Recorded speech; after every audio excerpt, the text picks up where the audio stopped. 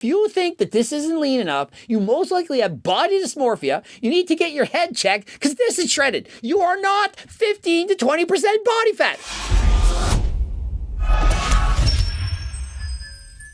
Coach Greg, today's video, I'm going over subscriber body fat percentages. In this, I asked the people to self-assess because oftentimes people have no clue how much body fat they actually have, and I want to see how close they are. And so I'm going to explain what body fat do you have really, and how likely are you to reach your goals, and try to give you as much education as possible while doing these videos. And so up first, we got a guy, his name is Mr. Yeo. He's 28 years of age. He's been training for 7 years.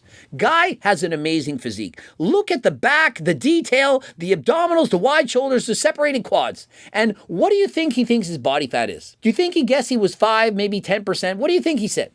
He said 15 to 20% body fat. And so imagine, I keep preaching in videos that you should be at a healthy body fat percentage for you. You know, somewhere around 15%, perhaps as low as 10% body fat for those who are gifted, or 20% body fat for those who are not. And so imagine if this was 15 to 20% body fat. Most of you are thinking, well, that's it, I'm obese. And so his goals in a year are to get down to 10 to 12% body fat. And so it's a great goal. And you know why? Because he's already achieved it. This is 10 to 12% body fat. And just think of it. If he were actually 20% body fat here and he lost 8% body fat, he doesn't even have 8% body fat to lose. If he lost 8% body fat from where he is right now, he would be one of the leanest bodybuilders in the world. And so certainly with a physique like this, the guy could compete. I think he would do amazingly well. He could compete in bodybuilding, classic physique, men's physique. Guy could do anything. He looks like the kind of guy that if he were 6 weeks out from a bodybuilding show, he would be on point, ready to do some damage. And so he has a question. How do I diet down? It's hard for me to get rid of sweets. Well, why do you think it's hard? It's because you're already at 10% body fat. You might even be leaner than 10%. This might be 9%. And so you're having trouble cutting out your sweets. Well, don't cut them out. Eat more. This is so lean. It's absolutely incredible. And so if you think that this isn't lean enough, you most likely have body dysmorphia. You need to get your head checked because this is shredded. You are not 15 to 20% body fat. The world watching this, everyone else who submitted pictures are thinking, I would love to look like this. This guy, oh, how do I cut out sweets? How do I lose weight? How do I get down to 10 to 12% body fat? You're already below 10 to 12% body fat. Up next, we have 29-year-old Jean Gray. She self-assessed herself at 32% body fat, and I do believe that is what she is.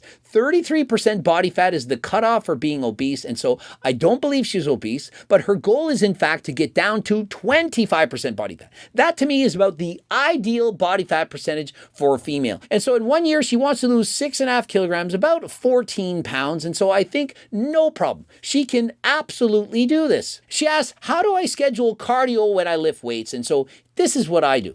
I like to do a warm-up cardio before my weights every single time. If you prioritize losing weight and doing cardio is more important than building muscle, then I suggest you do your cardio before your weights. But if your goals are different than mine, remember, I'm racing bikes. Cardio is my most important thing. I just lift weights in addition to doing cardio because I want to keep the muscle that I have. But if your goal is to build the most amount of possible while adding in cardio, then I suggest you do your cardio after your weights. Save your cardio for after you've done weights because you want the max amount of energy to perform weights in the gym. The other alternative is to do your cardio away from your weight lift, separated by at least 8 hours. I would suggest doing your weights first when you have more energy and then saving your cardio at night. I know a lot of people like to get up and do empty stomach cardio or cardio first thing in the morning to get it out of the way, but myself personally, I think it's better to do cardio in the evening. If you burn off more calories in the evening, you can then go to bed and you won't store body fat while you sleep. If you do all your cardio in the morning and you eat all day long and eat a big meal before bed, then overnight you're actually going to be storing body fat.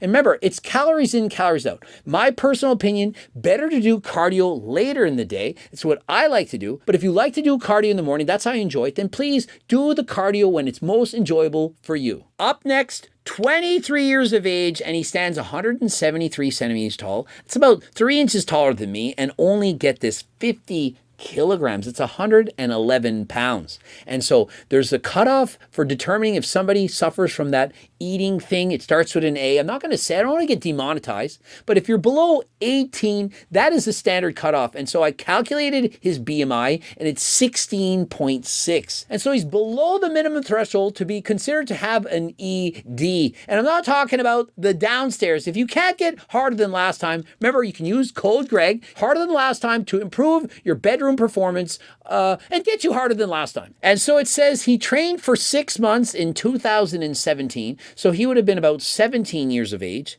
And then he gave up because he didn't see any results. Imagine the physique he'd have right now in comparison to this if he had been training with weights for 6 straight years. I am convinced with absolute certainty that if I had a before and after, if I could time travel back in the past and train it for 6 years, you would see an amazing physique. The guy would look nothing like this. I'm not trying to put him down. The guy has a biker's body. He's perhaps a hill climber. He's very light, and oftentimes cyclists are very skinny, but even for a cyclist, this is very petite. This is very small.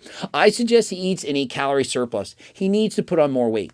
He says his body fat is somewhere between 5 and 10% body fat. I do believe he's very close to 5% body fat. This in no way looks like someone who's 10% body fat. You may know Tristan Lee. Tristan Lee right now is 10.6% body fat. At as lean as 2 years ago, he was 4.4% body fat. And so to be this lean, I don't believe it to be healthy. I believe he's too light, and I think he needs to eat more. His goal is to get up to 60 kilograms in a year. Adding in 10 kilograms or 22 pounds, some of it being from fat, some being from muscle, I do believe that's going to make him a lot healthier. He might be concerned it's going to slow him down on the bike, but if he adds more muscle weight, he'll be stronger, have more power, and so perhaps his bike performance will improve even with the added weight gain. And so my suggestion, perhaps cut back on the cardio if you're overdoing it. If you're overtraining, doing way too much cardio, much harder to get in the appropriate calories. And so rather than eating a couple meals a day, be sure to eat 5 meals a day with protein in each meal. And whatever you do, do not buy my freaking cookbook. The meals in here are for people who want to lose weight.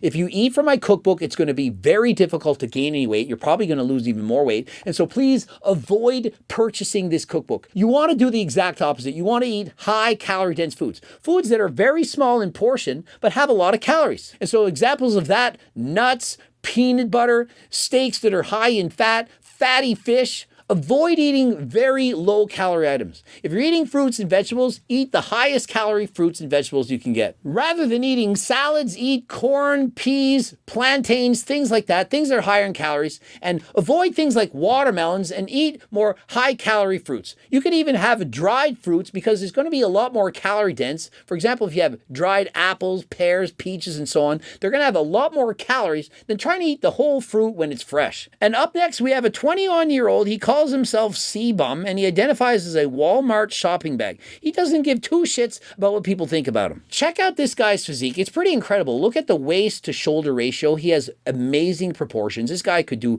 very well in classic physique or men's physique. And get this, he did 3 years of calisthenics and only 1 year of training. And so talk about genetics. And so one thing I notice is people that seem to have the best physiques, they're the hardest on themselves. Guys with incredible bodies, low body fat percentages, lots of muscle, they don't think they look good. And so he self-assessed himself at 17% body fat. Does this look like the kind of physique that has to lose a couple extra pounds in order to be healthy? Does anyone think that this guy looks a little bit overweight? You know, you're all right.